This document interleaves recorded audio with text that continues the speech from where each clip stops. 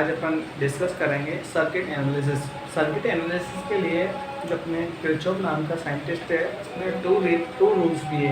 तो अपन आज के लेक्चर में डिस्कस करेंगे किरचॉफ लॉ। किरचॉफ लॉ,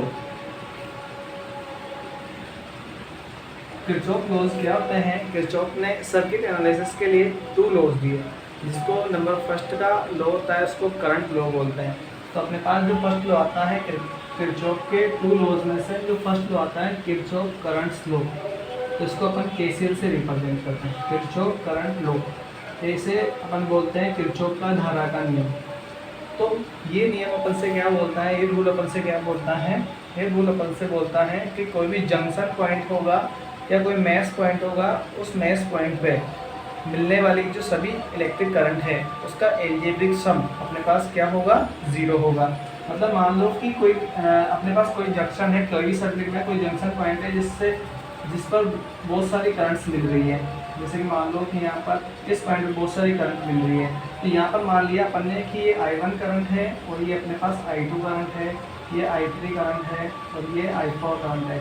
कुछ करंट इनर भी हो सकती है, कुछ करंट इससे पॉइंट से आउटर भी हो सकती है।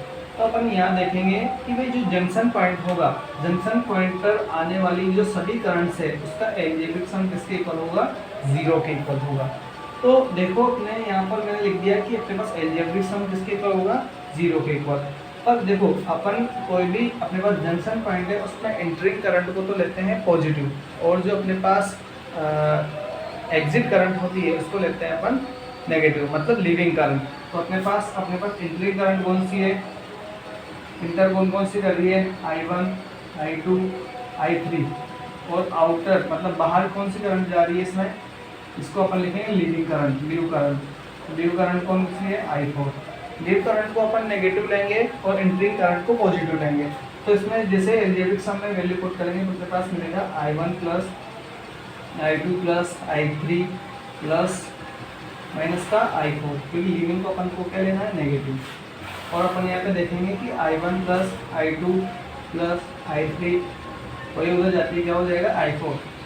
ये अपने पास इस चीज़ को रिप्रेजेंट कर रहा है कि कोई भी नोड पॉइंट होगा या कोई भी जंक्शन पॉइंट होगा, उस पर जितनी करंट इंटर हो रही है उतनी ही करंट कितनी हो रही है? उतनी करंट क्या हो रही है? आउटर हो रही है। जैसे कि मान लो मैं आपके लिए एक एग्जांपल देता हूँ। जैसे कि आपके पास कोई क्वेश्चन की फॉर्मेट में अगर पूछा जाए कि कोई नोड पॉइंट है, उस नोड पॉइंट पे 5 एम्पेयर की करंट इंटर हो रही है, 2 एम्पेयर की करंट इंटर हो रही है, 7 एम्पेयर की करंट इंटर हो रही है, तो इसका एग्जिट करंट कितना होगा? एग्जिट करंट मतलब इस पर लीविंग करंट क्या होगा? लीविंग करंट की वैल्यू, लीविंग करंट की वैल्यू निकालनी है अपन को। तो इसको कैसे निकालेंगे अपन, कैसे डिटरमाइन करेंगे? यहाँ से देखना, सभी करंट्स का एल्जेब्रिक सम अपन किसके इक्वल कर देंगे? जीरो के ऊपर। लिविंग करंट को भी यहाँ से I से रिप्रेजेंट कर रहा हूँ, तो अपन यहाँ पर लिखेंगे कि समेशन I इक्वल्स टू 0। तो अपने पास क्या होगा? 5 प्लस 2 प्लस 7 प्लस, अब लिविंग है तो ये किसमें आएगा? माइनस में। तो अपने पास देखते हैं एल्जेब्रिक सम किसके इक्वल होगा? 0 के इक्वल। तो अपने पास यहाँ पर क्या हो जाएगा? I इक्वल टू 7 और 2 9, 9 और 5 14, तो 14 एम्पेयर क्या हो जाएगी? जंक्शन पॉइंट से, इस नोड पॉइंट से leaving current. Let's continue next time. Thank you.